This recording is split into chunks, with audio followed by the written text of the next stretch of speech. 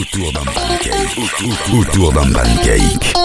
Dans ce podcast Autour d'un pancake, j'ai toujours le plaisir de recevoir des personnes inspirantes qui partagent leur parcours avec nous. Dans cet épisode, j'accueille Cali Keys. Cali est romancière, elle a déjà écrit 14 romans, le 15e est sur le feu.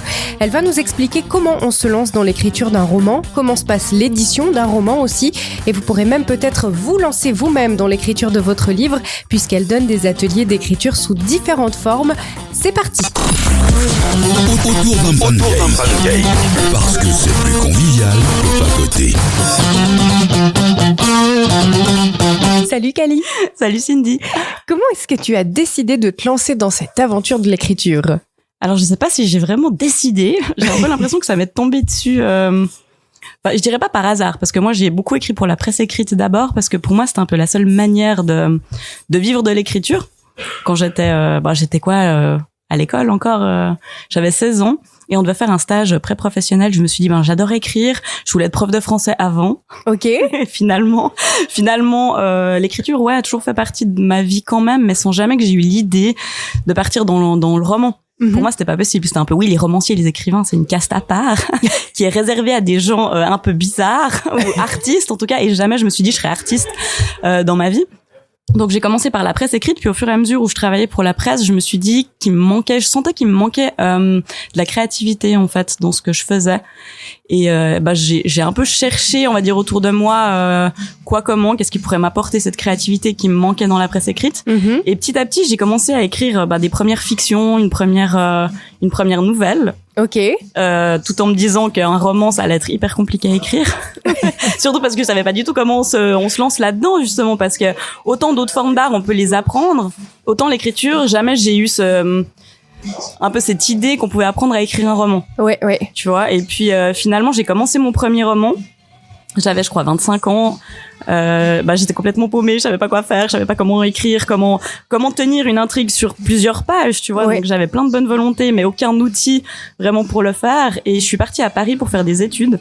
Et c'est là que je me suis inscrite à un atelier d'écriture sur l'écriture romanesque. Et ça m'a aidé déjà à fond pour comprendre qu'on pouvait apprendre à écrire. Oui, c'est possible. Et que c'est possible, et qu'en fait, si t'as envie d'écrire un roman ou t'as envie de te lancer dans l'écriture créative, t'as quand même des aides, on va dire. Et je pense que le fait de me sentir un peu plus légitime ou d'avoir des outils et d'avoir eu cette impression, moi, c'était pas qu'une impression, mais d'avoir appris des choses, ça m'a aidé à me lancer, à me dire, je peux apprendre, je peux créer et je peux finalement, aller peut-être au bout d'un premier projet. Ce qui a été le cas finalement quelques mois plus tard, même je dirais c'était un an et demi après. Je suis rentrée de Paris, j'ai arrêté mes études. D'ailleurs, j'ai arrêté mon master en me disant maintenant je veux écrire, je veux être romancière et je veux finir mon premier roman. J'ai pris 6 mois pour terminer mon premier projet. C'est comme ça que tout a commencé. Excellent. Donc selon toi, tout le monde peut écrire? Alors pour moi, tous ceux qui ont envie d'écrire peuvent écrire. Parce que je pense que la première chose qui est essentielle là-dedans, c'est la motivation des gens. Mm-hmm. C'est l'envie. En fait, c'est d'avoir une envie profonde de partir dans de la création. Et si tu as cette envie-là, je pense que oui, tu peux apprendre. Écrire un livre, c'est un petit peu comme faire un marathon. Par contre, ça prend du temps, ça se fait pas en une journée. Il y a des étapes à respecter pour arriver déjà. On commence pas par ça, j'imagine. La première chose que tu fais, c'est pas de dire j'écris un roman. Moi, je me dis pourquoi pas. Je me dis en fait... tout le monde a une méthodologie particulière, tout le monde a une manière d'écrire différente. Je dirais, en tout cas, je peux parler que de moi et de mon parcours, dans le sens où moi, un roman me prend en moyenne 1 an d'écriture à temps partiel. Je fais pas que ça. Je consacre pas toutes mes heures de toutes mes journées à écrire. Mais il y a des gens qui vont te dire qu'ils ont écrit un roman en 3 semaines. Ah oui. Donc c'est possible. Ok. C'est possible. Des fois, il y a des vagues créatives comme ça. Il y a des gens qui arrivent à faire que ça pendant 3 semaines et en 3 semaines, ils vont avoir écrit leur premier jet. Après, on dit premier jet. Donc forcément que c'est une première ébauche et qu'après ça va demander du retravail. Mais Stephen King, par exemple, dans sa manière d'écrire, il dit qu'il écrit 2000 mots par jour. Bon, après c'est vrai que c'est son métier, il fait que ça. Mm-hmm. Il écrit 2000 mots par jour et il dit qu'en 3 mois, il a fini son premier jet.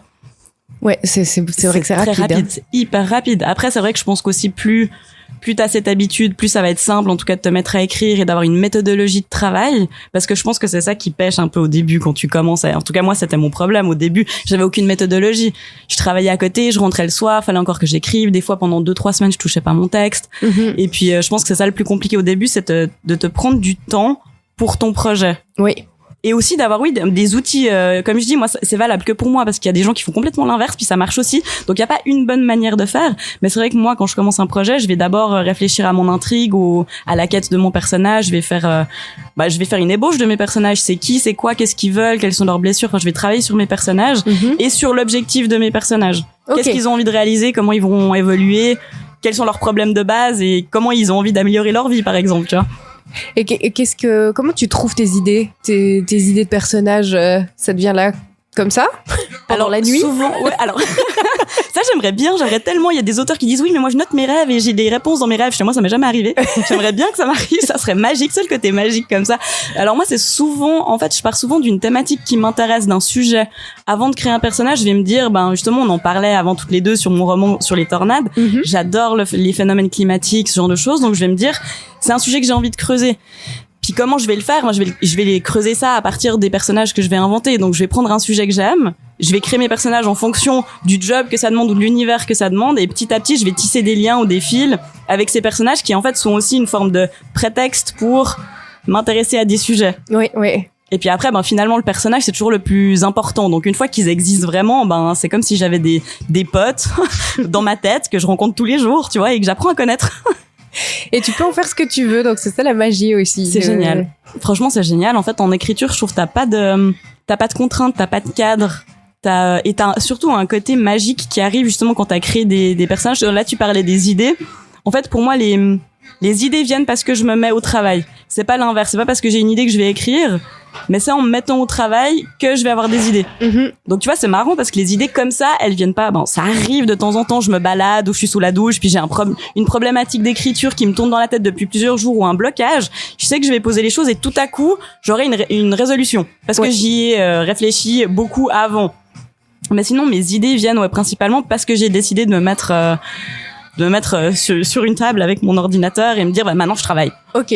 Ah oui, ça peut se déclencher, donc c'est pas de la créativité de 8h à midi, mais non. Presque. Ouais, alors oui, complètement. Dans un sens, c'est un peu parler de ce mythe, pour moi, ce mythe de l'inspiration, tu sais, où on dit oui, un écrivain, il écrit quand il est inspiré.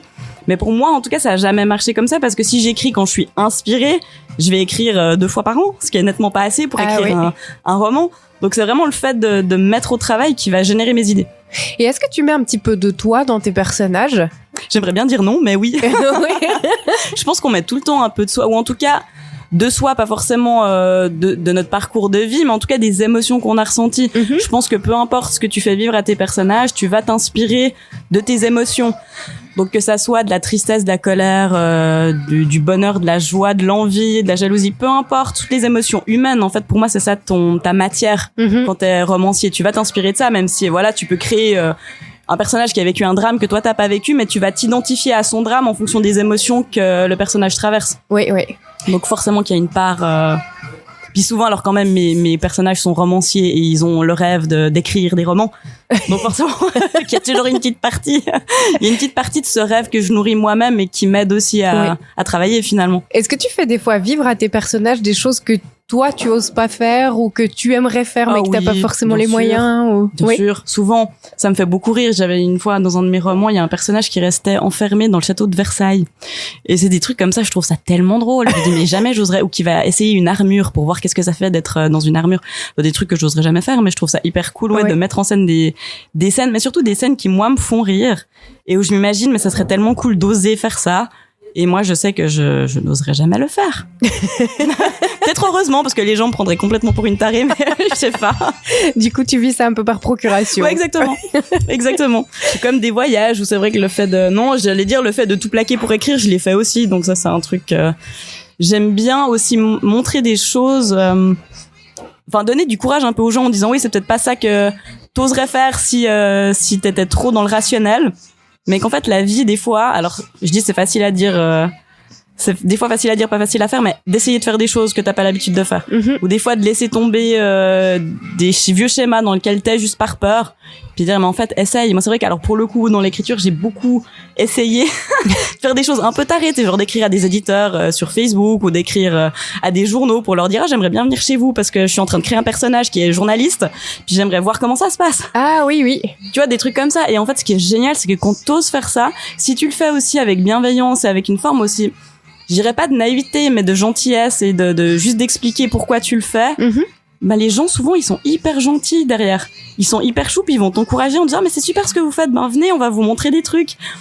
Et puis je trouve ça incroyable. Souvent les gens se mettent tout le temps des barrières pour plein de choses comme pour l'édition ou la publication. Moi j'ai des gens qui me disent oui mais comment on fait pour contacter des éditeurs, puis qui passent toujours par on va dire le côté classique. Oui. Ils vont essayer parce qu'on leur a dit que c'était cette voie-là qu'ils devaient emprunter. Puis du coup, comme pour postuler un job, on va dire envoie un CV, une lettre de motivation sur le mail, blablabla. Puis t'es là, mais si tu fais autre chose, des fois si tu fais autrement, si t'envoies pas un CV mais t'envoies autre chose, eh ben ça peut passer parce que tu vas surprendre. Oui, c'est ça, ouais.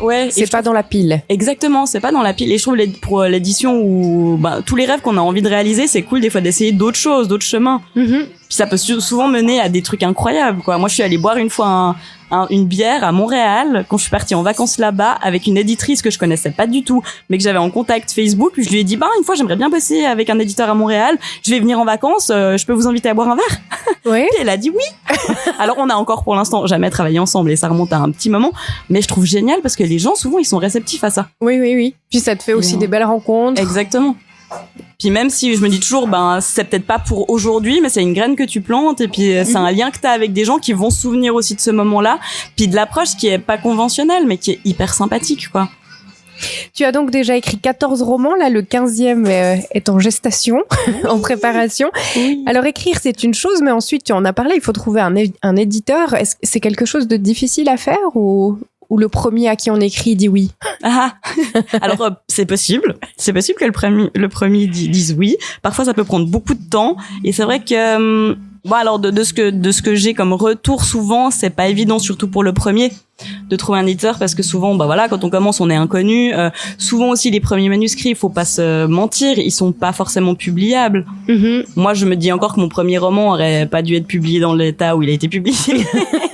J'ai aussi beaucoup de chance, mais souvent c'est pas pour le premier qu'on va trouver un éditeur et c'est là où faut pas lâcher la motivation, il faut pas lâcher son envie d'écrire.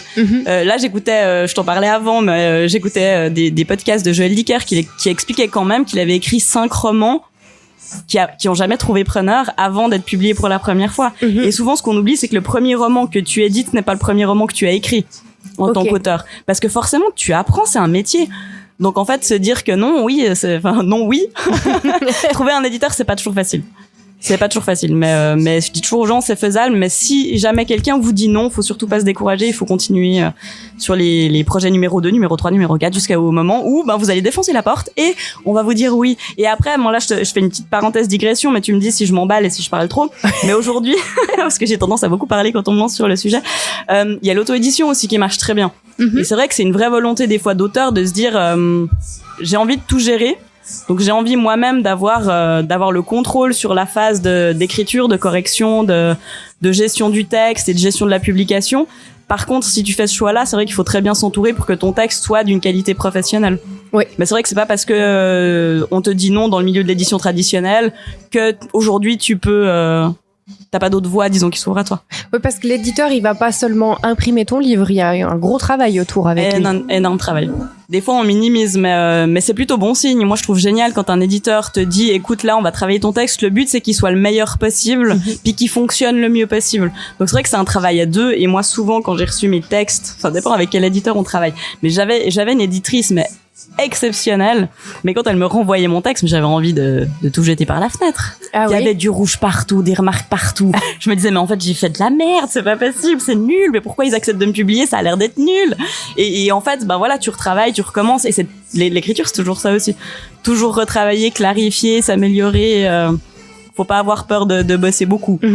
Et puis eux, ils savent finalement ce qu'il faut pour que ça fonctionne, la couverture qu'il faut pour que ça fonctionne, le choix du titre aussi. Le choix du titre aussi. Oui. Ce qui est des fois, je t'avoue quand même hyper frustrant quand un éditeur va te changer ton titre. Moi, on me l'a fait de temps en temps, et c'est vrai qu'au début, j'ai un peu grincé des dents, et au final, en tout cas, le roman sur lequel ça m'est arrivé, il a très bien marché. Donc je me dis, l'éditeur, c'est ce qu'il fait quand même, et il faut faire confiance. Le but commun, c'est que ça marche. Oui, bien sûr.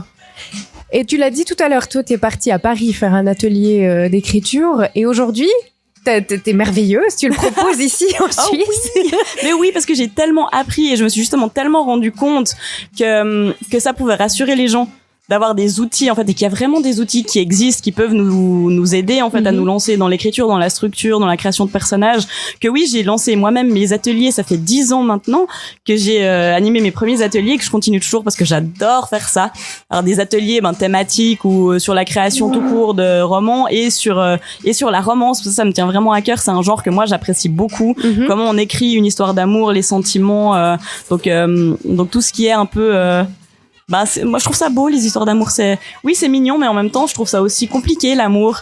Oui. Je trouve ça chouette de décortiquer un peu ces sentiments amoureux.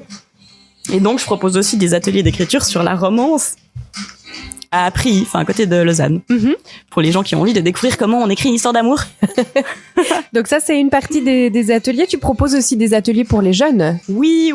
Et là, j'adore faire ça aussi. Là, je travaille au collège de la Tour de Paix pour des ateliers avec des... c'est des ados.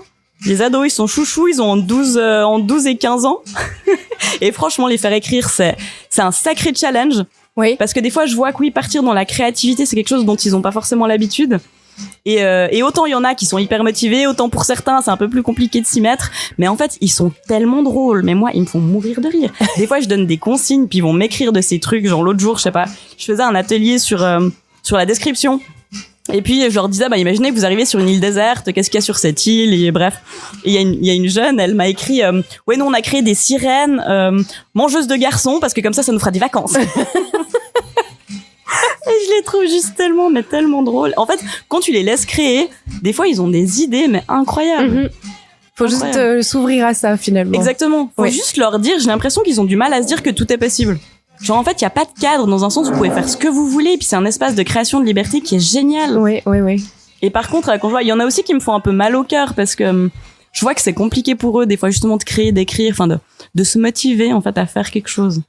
Parce que des fois, quand on écrit, c'est vrai que on s'inspire aussi de ce qu'il y a autour de nous, de ce qu'on aime nous, ou des activités qu'on peut faire nous. Oui. Tu vois, et c'est vrai qu'une fois j'étais avec un jeune, puis il arrivait vraiment pas à écrire.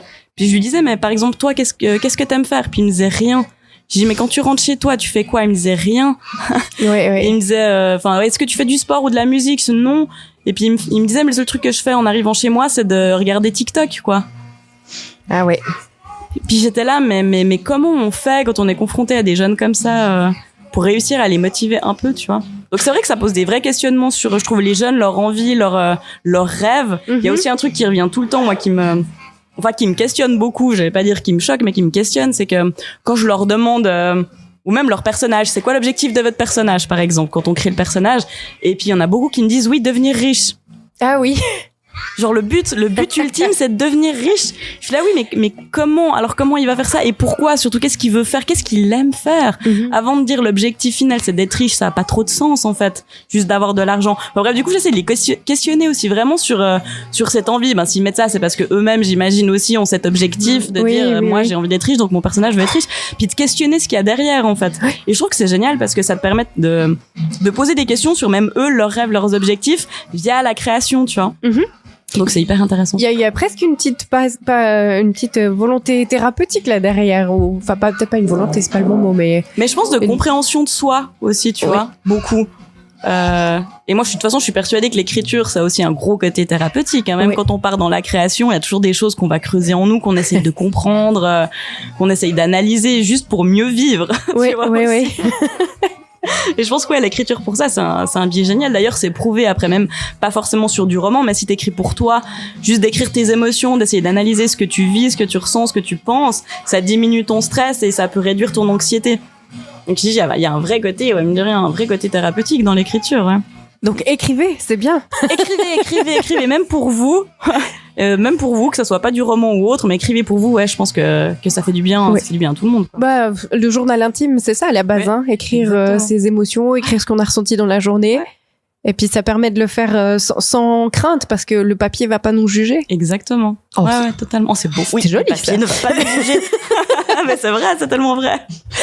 Donc là, c'est dans le cadre d'une école, mais tu donnes aussi des ateliers le 28 janvier et le 18 février 2025 à Carouge pour les jeunes, de la romance pour les jeunes. Exactement, c'est un atelier d'écriture pour les ados. Parce que justement, la romance marche hyper bien, et c'est vrai que moi, je vois aussi beaucoup dans les ateliers là que j'anime avec les jeunes, c'est qu'ils lisent pas forcément beaucoup. Mais les jeunes filles, en tout cas, lisent beaucoup de romances.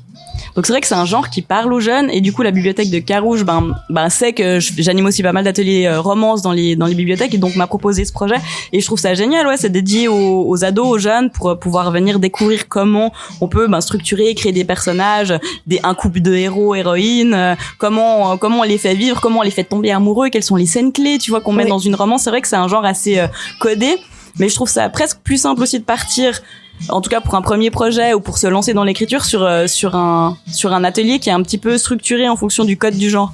Ça aide, quoi, ça va te donner des sortes de points d'ancrage, tu vois, pour comprendre comment ça fonctionne. Et pour s'inscrire ou trouver les infos par rapport à ces ateliers, on peut te suivre notamment sur Instagram, Facebook. Oui, Facebook. Moi, je suis plus sur Insta. Oui. C'est un peu là où j'ai le plus de liens aussi avec les gens qui m'écrivent, donc je réponds plus vite sur Instagram. Donc mon Insta c'est kiss.cali. Oui. Si jamais. Et là, en tout cas pour la bibliothèque de Carouge, on peut aller sur le site et s'inscrire. C'est gratuit. Faut juste s'inscrire à l'avance. Ok. Très bien, alors on va mettre aussi le lien dans la description du podcast. Tu disais les jeunes ne lisent pas forcément. Toi, tu lis. T'as le temps de lire. Moi, je lis tout. Mais moi, je prends le temps. En fait, alors des fois, je prends ça comme excuse, tu sais, en disant ça fait partie de mon job. Enfin, c'est pas une excuse, mais dans le sens, je pense vraiment quand t'écris, tu peux pas ne pas lire. Enfin, pour moi, l'écriture et la lecture font partie. C'est une pièce, et c'est deux faces de la même pièce. Mais moi, je ne peux pas concevoir mon métier de romancière sans lecture. Ok. Et j'adore lire, et en fait il y a autant des livres qui m'emportent et je vais pas du tout avoir ce côté analytique, puis autant il y a des romans où je me dis là il y a quelque chose que j'aime vraiment beaucoup, donc j'essaye de décortiquer ce qu'il y a derrière, par exemple une structure que j'aime bien. Voilà, je te donne l'exemple de La Tresse de Laetitia Colombani.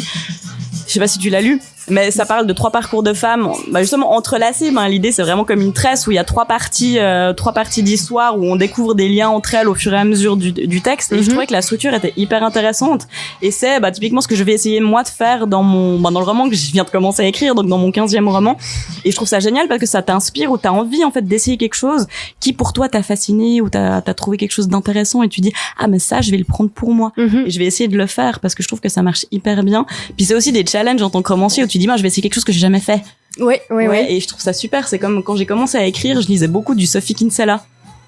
Parce que je trouvais qu'elle avait elle écrit de la chick lit, des choses aussi un peu girly, un peu ça parle beaucoup de nos travers de femmes, nos objectifs de femmes, de tout concilier dans nos vies aussi, avec nos objectifs, nos jobs, tous ces trucs là. Et ce que j'adorais chez elle, c'est qu'elle me faisait rire, mais vraiment rire à éclater de rire. Tout à coup j'avais mon bouquin et j'éclatais de rire, et je me disais comment elle fait ça. Tu vois, un peu le déclic de l'humour. J'avais vraiment envie de comprendre qu'est-ce qui créait ça. Et en lisant beaucoup ce qu'elle faisait, en analysant, je me suis dit, ce qui marche beaucoup, c'est le décalage. C'est qu'en fait, j'attends un truc et elle va complètement me prendre à côté. Oui. Et puis en fait, je me suis dit, dans mes romans, j'aimerais faire ça. J'aimerais créer ce décalage. Et en fait, je vois que c'est ça qui fonctionne. Donc c'est vrai que t'apprends en lisant. T'as des outils, en fait. C'est toujours un apprentissage grâce aux autres romancières, t'apprends des choses. Est-ce que c'est un monde copain entre romanciers, ou c'est plutôt compliqué parce que les gens sont jaloux ou compétitifs entre eux? Alors moi j'ai eu les deux. Dans mon parcours, j'ai vu les deux, et moi je refuse d'entrer dans le côté rivalité. Donc moi je suis très aidante, et genre par exemple justement dans les ateliers d'écriture que j'anime, si je vois qu'il y a quelqu'un aussi qui a du potentiel, qui écrit bien, qui a cette volonté, qui a une persévérance dans son écriture et qui a du potentiel, je vais facilement lui donner les noms de mes éditeurs, de mes éditrices, voir les mails et dire une fois que ton projet est terminé, moi j'ai lu une partie, j'ai confiance en toi, écris de ma part. Et tu verras, après, je suis pas responsable de l'après, mais j'ai aucun problème à donner des conseils, à donner des noms, parce que ça, c'est souvent un peu le truc le plus compliqué quand tu veux publier, c'est de trouver les bons noms, les bons éditeurs, les bonnes maisons d'édition. C'est un gros job, en fait, de trouver chez qui tu peux envoyer ton texte. Puis moi, si je peux faciliter ça, je le fais avec plaisir, parce qu'en fait, je trouve que c'est génial de pouvoir partager un truc que t'aimes avec des gens qui aiment la même chose que toi. C'est déjà tellement rare. Tu sais, en écriture, on n'est pas beaucoup, en fait, à se dire qu'on veut écrire, qu'on veut potentiellement vivre de notre plume, qu'on a cette ambition-là, parce que c'est pas du tout évident d'en vivre, de le faire. Et je trouve que si justement on a un groupe de soutien, puis des gens qui partagent ce rêve-là, c'est hyper précieux. Donc ça vaut pas la peine de se tirer dans les pattes. Le but c'est de s'entraider, en fait. Et je pense vraiment qu'il y a de la place pour tout le monde. Tu vois, un roman, tu vas le lire en peut-être 1, 2, 3 jours, 1 mois, suivant, voilà. Et un roman à écrire, ça prend 1 an facilement. Oui, donc moi je dis, il y a de la place pour tout le monde, tu vois. Et j'aime bien, je préfère être dans cette dynamique-là, quoi. Oui, c'est chouette. Ouais. Puis après, pour toi aussi, de partager avec les autres. Toi, tu donnes quelque chose, mais tu reçois aussi en retour. Ah, mais énormément, ouais. C'est génial. Mais moi, ouais, bien sûr. Moi, je pense que je reçois même plus que ou qu'elle quand j'anime ça, parce que pouvoir partager ce que t'aimes, puis voir que t'es pas tout seul dans ta folie. Tu sais, il y a aussi un côté genre t'es pas tout seul à être taré. c'est aussi génial. C'est génial. Puis c'est génial aussi, oui, d'avoir cette forme aussi de... Moi, je pense que, alors, c'est peut-être un de mes problèmes, mais une de mes forces, je sais pas trop si c'est qualité défaut, mais c'est d'avoir des fois aussi ce besoin de reconnaissance, puis de te sentir utile pour les gens. Donc de dire ouais, moi je suis passée par les étapes que vous allez traverser pour écrire, pour publier, pour déjà finir un premier roman. Donc j'aime les encourager, et puis ça ressort pas mal dans les ateliers que j'anime, c'est que les gens viennent me dire mais ce qu'on aime bien avec toi, c'est qu'on a l'impression que c'est possible. C'est possible de croire en son rêve, et c'est possible de le faire, et ça c'est un des plus beaux trucs qu'on puisse me dire. Je trouve ça génial. Donc ouais, ils me rendent énormément. Ils me donnent énormément, ouais. Et du coup, Cali, j'ai quand même une question un peu plus gastronomique pour le coup. Une petite question qui est devenue un peu rituelle dans ce podcast. Comment est-ce que tu aimes tes pancakes? Avec beaucoup de plaisir. C'est pas très gastronomique, ça. Si, ça peut faire partie. Non, mais alors, je vais rester sur vraiment du classique. Moi, j'adore le sirop d'érable. J'adore le Québec, donc avec beaucoup de sirop d'érable. Et avec des fraises, des framboises et des myrtilles. Ah oui! À l'intérieur de la pâte? Non. Dessus. Ah ouais, dessus, c'est meilleur. En plus. Je suis d'accord. Ouais. Ça, c'est mon gros kiff. En tout cas, je te remercie infiniment d'avoir participé à ce podcast. Merci beaucoup à toi. C'était un plaisir de te retrouver en interview. Oui, ça faisait longtemps. Et puis, on se réjouit aussi de te retrouver dans tes prochaines aventures, tes prochains bouquins. Donc, je vous mettrai le lien vers la page Insta dans la description du podcast pour que vous puissiez vous aussi découvrir le magnifique univers de Cali. À bientôt. À bientôt. Si t'as aimé partager ce pancake, abonne-toi. Il y a un nouvel invité chaque semaine.